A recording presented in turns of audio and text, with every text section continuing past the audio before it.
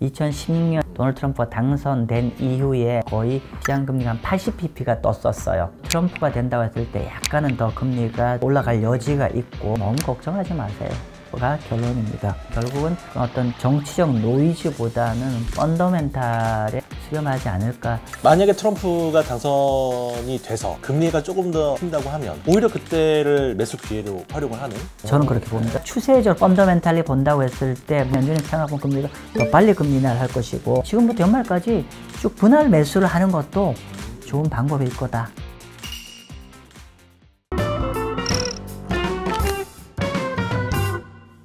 네, GB투자자문의 마경환 대표님 모셨습니다. 안녕하세요. 네, 안녕하세요. 네, 반갑습니다. 네, 반갑습니다. 네. 요즘에 대표님 찾으시는 분들 많죠? 채권 관련해서 요즘 워낙 관심도 많기도 하고. 아니요, 네. 찾는 사람이 많다기보다 악플이 많이 달립니다. 너 때문에 채권 투자해서 손실봤다 이런 분도 꽤 많으시고. 또 모든 투자 책임은 또 본인에게 있는 거니까. 요즘에 또 조만간 신간 나온다면서요? 제가 이제 한 2018년에 책이 나왔고 네. 책이 좀 많이 팔렸어요. 근데 네. 이제 그 책이 어떻게 보면 너무 투머치 베이직한 얘기라서 그래서 이전 책보다는 조금은 더 실전이 좀 가미된 책 정도입니다. 네. 11월 말. 예, 11월 말경입니다. 관심 있으신 분들은 11월 말쯤에 서점에서 마경환 대표님의 신간을 만나보실 수 있으니까 관심 많이 가져주시면 좋을 것 같습니다. 요즘에 채권 하시는 분들은 제일 관심이 이제 뭐 연준이 금리 인하를 한번 했고. 그리고 이제 미국 대선을 이제 한창 진행 중이고 그래서 이런 상황에서 좀 어떻게 투자를 하면 좋을지 뭐 이런 부분들이 많이 궁금해 하시더라고요. 일단 이 얘기를 좀 먼저 해야 될 것 같은데 9월에 연준이 금리 인하를 단행을 했죠. 네.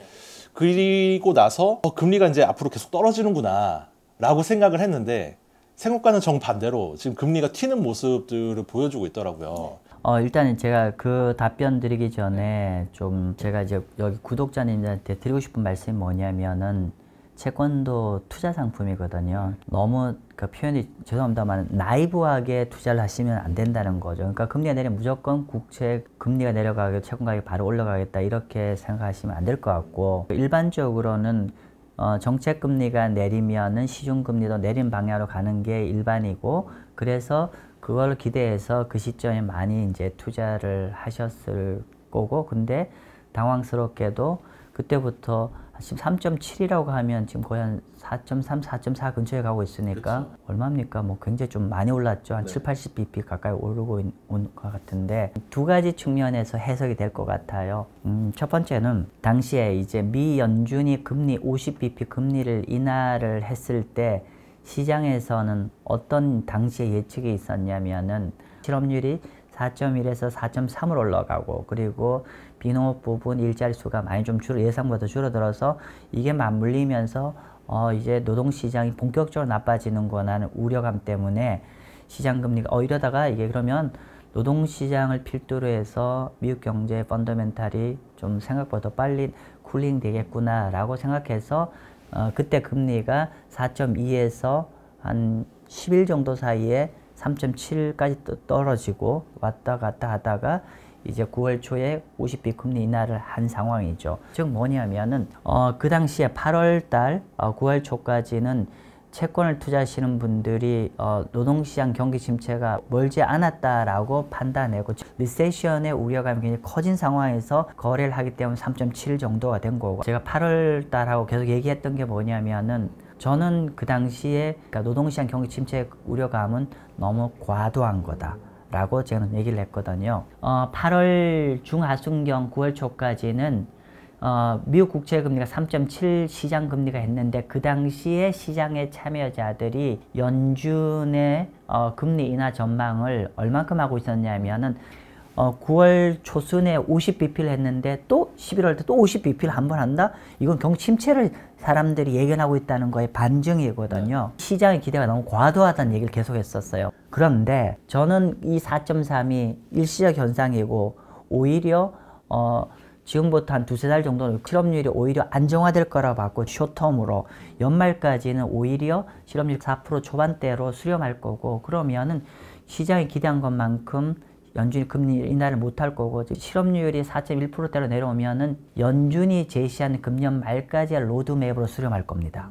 즉 연준이 금년 말까지 로드밸브 제시한 게 뭐였냐면은 50bp였거든요. 미국 경제가 소프트 랜딩 한다는 가정하에서 금리 인하 점도표를 찍어 놓은 거거든요. 그럼 이게 정상화라는 게 한 4.2까지는 그거하고 설명이 가능한 거죠. 두 번째로 근데 실제로 4.2보다 최근에 더 올라가고 있죠. 그쵸. 더 올라가고 있는 거는 이거는 선거의 영향인 도널드 트럼프 트레이드라고 봐야 될 것 같고, 그래서 그 두 가지 측면이 맞물려서 최근에 빅컷을 했음에 불구하고 금리가 한 7, 80bp가 이렇게 올라온 요인이라고 설명드릴 수 있어요. 또 마침 촬영일이 미국 대선이 한창 진행되고 있는 날이기도 하고, 그래서 앞으로 이제 어떤 후보가 당선이 되느냐에 따라서 미국의 어떤 뭐 재정 적자 폭이라든지 뭐 금리 수준이라든지 이런 게 좀 굉장히 달라질 수 있다, 이런 전망들을 많이 하시더라고요. 일단은 이제 최근까지 트럼프 트레이드가 많았으니까 시장에서 조금 이제 좀 두려워한다고 해야 되나?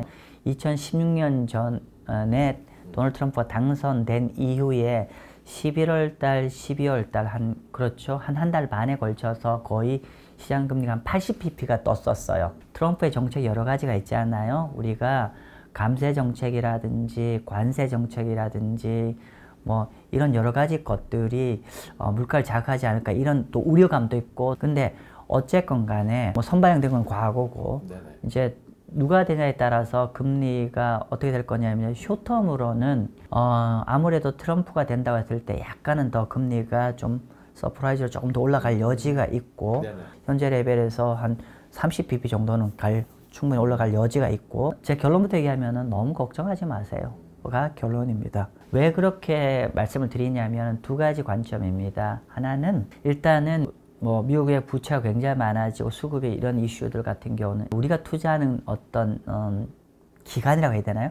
뭐 한 1년 정도 본다, 뭐 이런 관점에서는 그게 큰 이슈가 아닐 거라는 거예요. 굉장히 긴 그림의 얘기일 수 있을 것이고, 수급의 이슈보다 더 중요한 건 뭐냐면 결국 펀더멘탈. 그렇죠.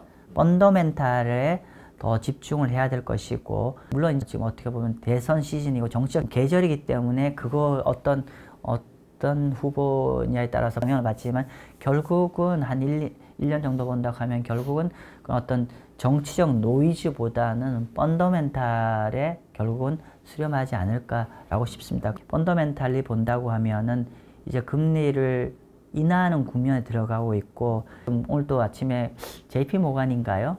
트럼프가 되면 금리 인하를 중단할 여지도 있다라고 했는데, 근데 이런 거죠. 중단하게 되면 어떻게 될까요? 지난주에 미국 노동 데이터가 발표되었는데 여전히 쿨링되는 시그널들이 보이고 있는데, 연준이 과도하게 금리를 올려서 경제 목을 꽉 재고 있기 때문에 그런 건데, 조금 풀다가 말아버려. 오히려 이렇게 되면은 우리가 좀 목을 풀어줘야 될 때 못 풀게 되면 결국은 나중에 더 문제가 발생할 여지가 있고, 결국은 펀더멘탈에 수렴할 수밖에 없기 때문에 결국은 이게 우리가 현재 투자를 할 때 어떤 정치적인 움직임들보단 펀더멘탈에 집중해서 좋겠고, 특히나 우리가 우려되는 게 트럼프 쪽이 좀 더 충격이 약간 더 있을 것 같은데, 그런 같은 경우는 이미 금리가 상당 부분은 선반영돼서 이미 트럼프 쪽 기대를 해서 움직임 측면이 있기 때문에 올라가더라도 제한적으로 움직일 것이고, 그리고 중장기적으로는 결국 펀더멘탈에 수렴할 거니까 그런 관점에 접근하시면 좀 편하실 겁니다. 만약에 트럼프가 당선이 돼서 금리가 조금 더 튄다고 하면 오히려 그때를 매수 기회로 활용을 하는 그런 전략도 좀 가능하겠네요. 저는 그렇게 봅니다. 왜냐하면은 지금 결국은 중장기적인 펀더멘탈에 수렴하는데, 그런 펀더멘탈의 놈이 지금 여전히 양호한 방향으로 가냐, 아니면 서서히 둔화가 되는 방향이냐, 이게 중요할 텐데, 그렇죠. 네. 제 관점은 노동시장은 점진적으로 둔화, 계속 스틸 쿨링 중이라는 게 제 뷰이기 때문에 금리 내려야 되는데 어떤 정책 변수 때문에 위로 가면은 사실은 오히려 투자의 기회를 준다라고 판단할 수 있겠죠. 그러면 이제 펀더멘털 얘기를 하셨으니까 금리 방향에 이제 영향을 주는 여러 가지 뭐 변수들이 있을 거 아니에요. 인플레이션이 뭐 2%대로 내려왔다고는 하지만 혹시 더 좀 튀지 않을까. 그리고 뭐 고용 시장도 약간은 조금 쿨링하는 기미들이 보이고 있긴 하지만 이게 다 일시적이지 않을까. 그런 부분에 대해서 좀 어떻게 보세요? 자, 금리를 볼 때 일단 내년 연말까지 봤을 때 미 연준의 금리, 정책 금리 로드맵을 우리가 이론적으로는 베이스라인을 보셔야 됩니다. 금년 말 내년 정말까지 해서 그런 방향으로 금리 인하를 하겠다고 점도표를 준 건 뭐냐면은 요 정도 어떤 경제를 가기 위해서 요 정도 금리 인하가 필요하다는 계산이 깔려 있는 거잖아요. 그러면 연준이 내년에 그 정책 금리 고른 거는 말 그대로 소프트 랜딩이라는 전제를 깔고 있는 겁니다. 소프트 랜딩이라고 하면은 연준의 정책 금리 점도표대로 흘러가는 게 맞다라고 보여지고, 그리고 연준의 점도표 이 방향성에 그런 베이스라인에 어떨 때 연준 점도표 이 베이스라인 추세보다 더 빨리 떨어질 거고, 정책 금리가요, 어떨 때 연준 금리 그려놓은 것보다 덜 내려가고, 결국은 만약에 그 시장이 우려한 대로 금리가 4.5% 이렇게 계속 간다는 가정은 뭐냐면은 연준이 내년까지는 잡아놓은 로드맵대로 흘러가지 않는다는 거고, 어떤 변수 때문에 내년만 그 정도 속도로 못 떨어뜨릴 거냐면 사실 답은 간단해요. 물가입니다. 연준이 로드맵 짜놓은 거에 이게 위로 이탈하는 거는 물가 때문이고요, 아래로 이탈하는 건 노동 때문입니다. 연준이 그보다 더 빠르게 금리를 인하하게 되는 요인은 뭐냐면은 노동시장이 연준이 그린 로드맵보다 더 빠르게 나빠지는 거예요. 연준의 점도표를 보면 내년까지 실업률 몇 프로일까요? 4.4예요. 4.4? 4.4예요. 오늘 4.1이잖아요. 네. 그러면 연준도 조금 앞으로 조금 실업률이 올라갈 거라 전망을 하고 있는데, 근데 캡을 4.4에 씌워놓은 거예요. 4.4 정도까지는 갈 거다. 근데 만약에 썬데이에 4.4가 위로 뚫려요, 추세적으로. 그러면 금리 인하 더 빠르게 해야죠. 더 많이 해야죠. 결국은 우리가 추세적으로 펀더멘탈리 본다고 했을 때 국채 금리가 4% 후반 또는 5% 올라가는 거는 다시 인플레이션 우려감이 본격적으로 제기됐을 때가 그런 상황이고, 또 반대로 우리가 이제 연준의 실업률 전망이 4.4로 오히려 위로 뚫리면서 노동이 생각보다 더 쿨링이 되면 연준은 생각보다 금리보다 더 빨리 금리 인하를 할 것이고, 아무튼 그렇습니다. 그럼 지금 현 시점으로 봤을 때 대표님이 생각하시는 그 미국 고용시장 앞으로 어떻게 될 거라고 보시는지? 저는 노동시장이 계속 쿨링이 되고 있다라고 보고 있고, 예를 들면 이런 거죠. 여러분이 보셔야 될 데이터는 크게 세 가지입니다. 하나는 가장 이제 월별로 봤을 때 제일 중요한 건 졸트 데이터입니다. 네. 그리고 매달 첫 번째 금요일 날 발표되는 게 Employment Situation Report라고 해서 비농업 부분 일자리라든지 실업률 데이터가 거기 있어요. 세 번째는 요거는 뭐 조금 테크니컬한 거지만 주간 실업수당 청구 건수가 있어요. 요 졸트 데이터 중에서 뭐 여러 가지 데이터가 있습니다. 그 중에 하나가 영어로 quit, 그만두다. 네. 그만두다인데 quit ratio라는 게 있는데, 그게 어떤 거냐면은 기본적으로 자발적 퇴사자 비율이에요. 경제가 좋을 때는 직장이 많고 나한테 잡오파가 좋은 게 많이 나면 묶음이 그만두고 뭐 조선일보 가고, 예를 들면 그럴 수 있잖아요. 그죠? 이직률이 높다는 거는 잡마켓이 그만큼 좋다는 거에 반증이고요. 반면에 아무도 안 움직여. 나가면 춥거든. 그죠? 그래서 경제가 안 좋다는 얘기예요. 노동자들의 센티멘트를 가지고 측정할 수 있는 굉장히 좋은 데이터거든. 근데 그거 아십니까? 퀵 레이쇼가 계속 떨어지고 있습니다. 현재 우리가 이 최근에 1.9까지 떨어졌는데, 언제 1.9까지 떨어졌냐면 2007년입니다. 그 이후에 1.9까지 떨어진 적이 없어요. 가장 중요한 지난주 금요일 날에 노동보고서가 발표됐는데, 비농업 부분 일자리가 12,000명이 늘었어요. 사실 12,000명은 일자리 하나도 안 넣은 거나 마찬가지입니다. 원래는 고전달이 수정전으로 25만 4천 개 일자리예요. 그렇게 굉장히 일자리 적게 나왔던 거는 첫 번째 보잉사 파업, 항공사 보잉사 파업이고, 그보다 설명을 많이 하는 게 뭐냐면 허리케인 2개가 왔대요. 이거는 그냥 외관적이고요. 조금 더 뜯어보면은 좀 얘기 달라요.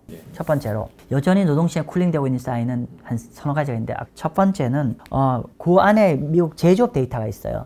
제조업 데이터가 지금 3개월 연속으로 제조업 일자리가 줄고 있어요. 두 번째는 이 비농업 부분 일자리를 수정치가 나와요. 수정은 보통은 2달에 걸쳐 수정이 나오는데, 그 직전에 9월치와 8월치에 수정이 됐는데, 기존의 발표보다 무려 11만 2천 개의 일자리가 줄어들었어요. 지난 6개월 동안에 보면은 다 평균적으로 다 이후에 확정치가 다 아래로 떨어졌어요. 4월달부터 10월달까지 최종 확정치 기준으로 6개월 평균 월 일자리 숫자가 13만 개입니다. 근데 이 13만 개가 어떤 의미냐면요, 미국 경제가 정상적으로 순항을 하려면 1년에 한 200만 개 정도 일자리가 창출이 되어야 된다라고 얘기합니다. 그러면 그걸 월간 단위로 계산해 보면은 러프하게 한 18만 개 정도 일자리가 들어야 맞는데 네네. 근데 최근에 13만 개 레벨로 떨어진 거예요. 이게 확실히 노동이 쿨링되고 있다는 걸 확인할 수가 있고요. 네. 그리고 세 번째는 이번 데이터에 12,000개 플러스였는데 정부 부분은 4만 개 일자리 늘었어요. 토탈 12,000개에 정부가 4만 개 늘었으면은 민간은 오히려 마이너스였죠. 28,000개 마이너스예요. 우리가 결국 좋은 일자리는 민간에서 만드는 데이터인데 민간이 마이너스 28,000명인데 이거는 코로나 팬데믹 이후에 바이든 행정부의 처음입니다. 그래서 전반적으로 계속 좀 쿨링되고 있다는 거고 대표님이 예상하시기에는 지금 노동시장이 생각보다 빠르게 침체될 가능성도 어느 정도 있다고 보시는 건가요? 미국 실업률 제가 오히려 당분간 좀 안정화될 거라고 말씀드렸지만은 저는 내년도에 미국의 연준의 목표치인 4.4를 저 개인적으로 상방을 뚫릴 것 같습니다. 그게 지금 당장은 아니라는 그 얘기하는 거죠. 내년 언젠가에는 그렇게 될 수도 있다. 예, 그렇게 보고 있습니다. 그러면은 그런 수치가 나온다고 하면은 연준이 금리 인하를 조금 더 빨리 할 수도 있고 빅컷을 해야 되죠. 그런 가능성도 좀 염두에 두고 투자를 하는 게 좋겠네요. 예, 맞습니다. 그럼 지금 수준에서 다시 채권에 투자를 하는 게 좋을까? 아니면 조금 더 기다리는 게 좋을까? 이런 고민을 좀 하실 것 같아요. 지금 어떻게 살면 좋을 거라고 했을 때 우리가 아주 전문적인 투자자가 아니라 하면 제가 이렇게 말씀드렸어요. 시간을 사십시오.